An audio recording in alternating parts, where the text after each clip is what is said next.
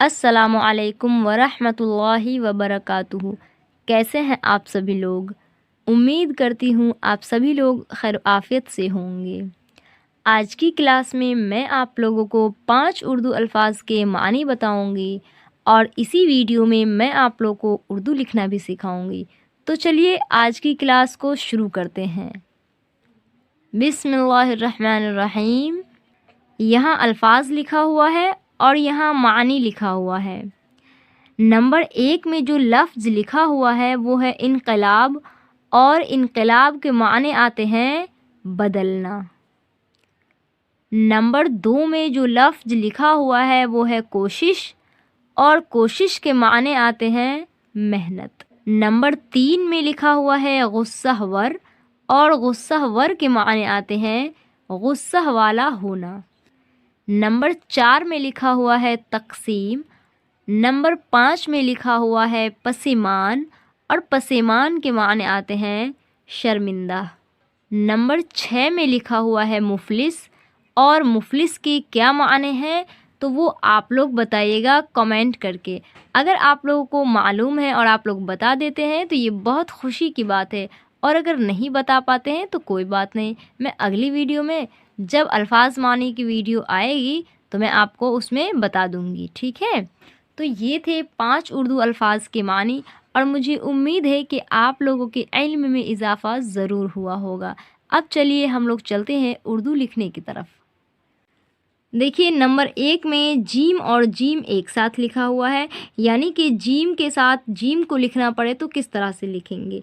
तो देखिए बहुत ध्यान से देखिए, इस तरह से यहाँ से स्टार्ट करेंगे और इस तरह जीम बनाएंगे, और फिर थोड़ा खींच कर आएंगे, फिर इस तरह ऊपर जाएंगे, फिर इस तरह जीम बना देंगे, और एक जीम का नुक्ता यहाँ डाल देंगे। नंबर 2 में जीम के साथ दाल लिखा हुआ है, तो देखिए इस तरह से लिखना है।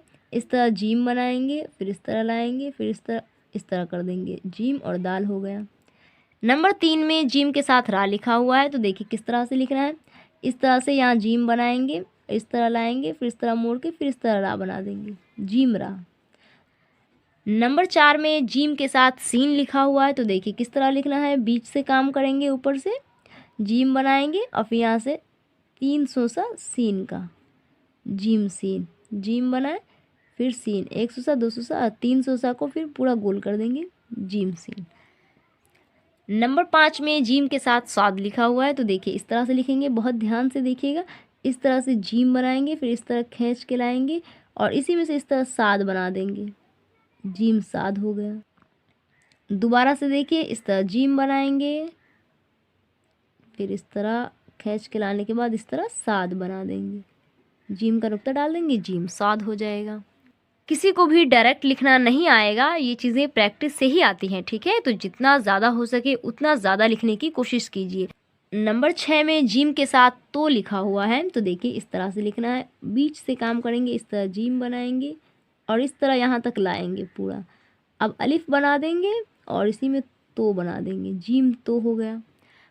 नंबर 7 में जीम के साथ आयन लिखा हुआ है, तो देखिए किस तरह से लिखना है। इस तरह से जीम बनाएंगे, फिर इस तरह से लाए, फिर इस तरह ऊपर लाने का, फिर इस तरह नीचे लाए, और उसका आयन बना के गोल कर देंगे, जीम आयन हो गया। नंबर 8 में जीम के साथ फा लिखा हुआ है, तो देखिए बहुत आसान है। ऊपर से जीम बनाएंगे इस तरह, फिर इस तरह फा, और फिर इस तरह नीचे सटाते हुए बाकी तरह बनाएंगे, और फा का नुक्ता डाल देंगे, जीम फा हो गया। नंबर 9 में जीम के साथ काफ लिखा हुआ है, तो देखिए इसको किस तरह लिखना है। ऊपर से हम लोग इस तरह जीम बनाएंगे, और इस तरह लाएंगे, और यहाँ से काफ बनाने के बाद एकदम गोल बनाना है, जीम और काफ। नंबर 10 में लिखा हुआ है जीम लाम, तो देखिए किस तरह से बनाना है। बीच से काम करेंगे, इस तरह जीम बनाएंगे, फिर इस तरह लाएंगे, फिर ऊपर जाएंगे, और अलिफ में फिर लाम बना देंगे, तो जीम लाम हो गया। नंबर 11 में लिखा हुआ है जीम के साथ मीम, तो देखिए किस तरह से लिखेंगे। ऊपर से काम करेंगे, यहाँ ऊपर से काम करेंगे जीम, फिर इस तरह लाएंगे, फिर नीचे आएंगे, फिर इस तरह करके फिर मीम, जीम और मीम। इस तरह से जीम बनाएंगे, फिर इस तरह आएंगे, फिर इस तरह से, फिर इस तरह मीम बना देंगे, जीम मीम।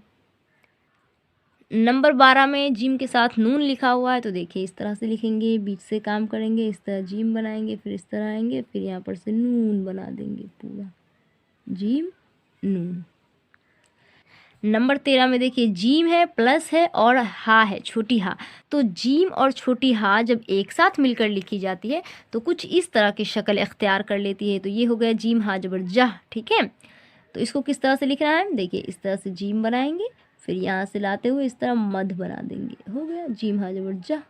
नंबर 14 में देखिए सीन के साथ बा लिखा हुआ है, तो किस तरह बनाएंगे, सीन को थोड़ा ऊपर बनाएंगे, इस लाइन से थोड़ा ऊपर, इस तरह से 300 सा बनाए और यहाँ से बा बना देंगे लकीर में सटाते हुए, नीचे की लकीर में सटाते हुए, यानी कि कॉपी का जो ये लाइन है इसमें सटाते हुए। नंबर 15 में देखिए सीन के साथ चा लिखा हुआ है, तो किस तरह से लिखेंगे, ऊपर से। अब यहाँ जो सीन है तो वो ऊपर से बनाएंगे, इस तरह सीन बनाएंगे, फिर इस तरह खींचेंगे, फिर इस तरह चा बना देंगे,